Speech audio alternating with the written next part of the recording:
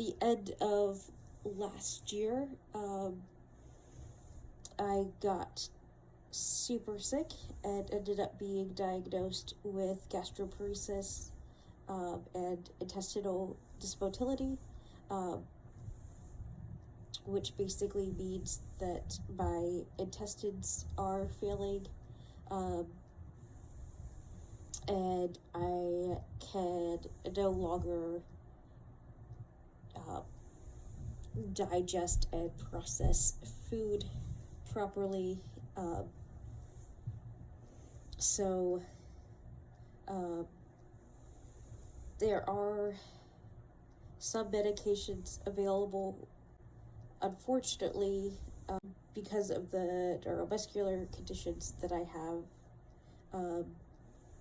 I am not able to take any of those medications. So the only option that I really have is a radical diet change.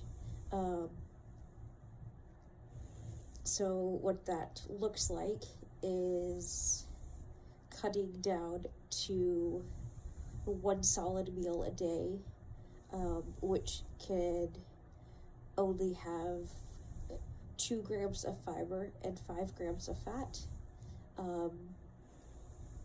And on top of that, avoiding a whole host of other foods, no nuts, no seeds, no nightshades, no whole grains, no fresh fruits or vegetables. All fruits and vegetables have to be cooked, preferably boiled, to break down and remove the fiber. No beef, no pork. The only meats I could have are very lean poultry and fish. I'm sure I'm forgetting things. It's like 3 pages, the list of things I can't eat anymore. It's a lot. And then if I have a flare, if I get sick, start having symptoms of a pseudo obstruction, which basically means that I'm not passing things, or start having other GI symptoms, then I have to go on all liquids and purees until those symptoms resolve. You'd be good, doggo.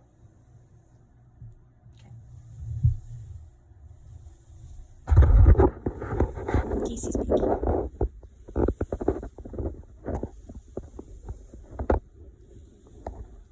She's been my buddy through it all, hasn't left my side. I was dumb tonight and I went out without my brace and I bent my wrist and it dislocated and it was extremely painful. Partially because of the most recent issue, which is that my pain and spasticity has increased, probably like the worst I've experienced it. And that's saying something because I have had spasms that have broken bones. But the spasticity this time has been concentrated in my back, which has made it extremely difficult to move.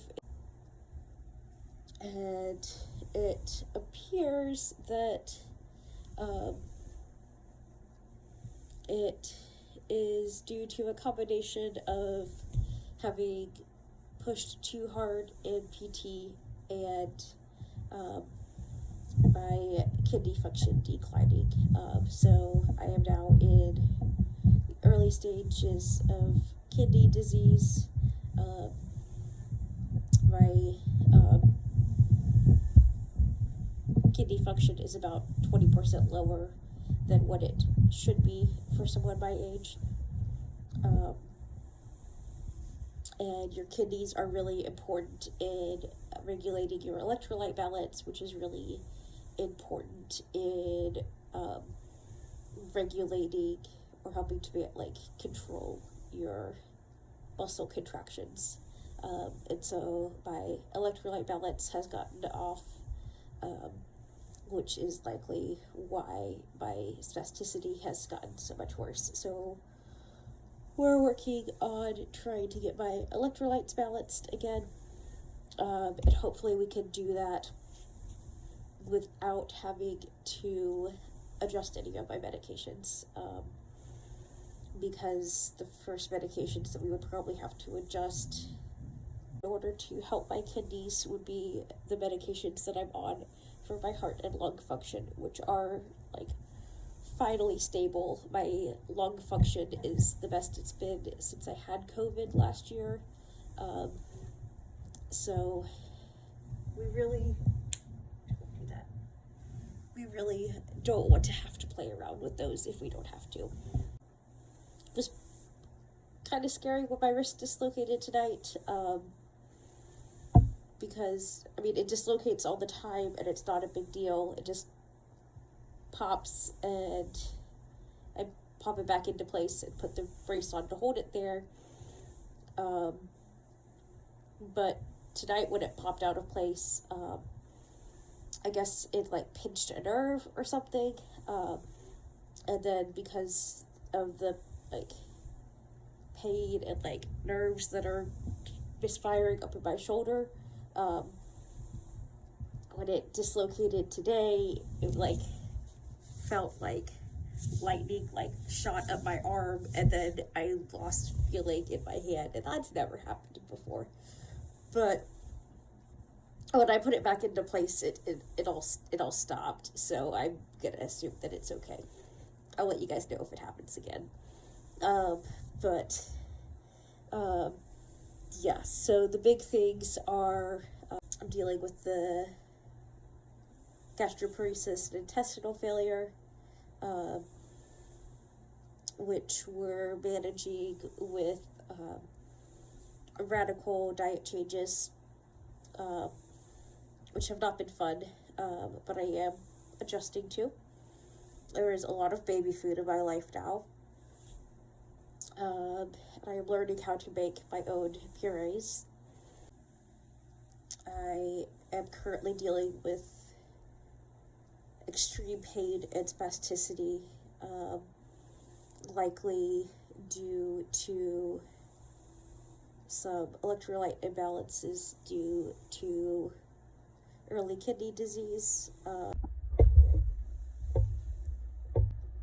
We are hoping to manage the electrolyte issue, which should help the pain and spasticity, even though we can't really do anything to restore the kidney damage that has already been done.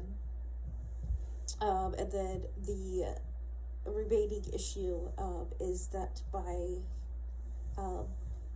white cell count and platelet count have been chronically elevated, and we don't really know what that means. It could be nothing, but it's been going on long enough now that the chances of it being nothing are getting quite small, and the chances of it being something of concern are getting larger. So there's just so many things that it could be.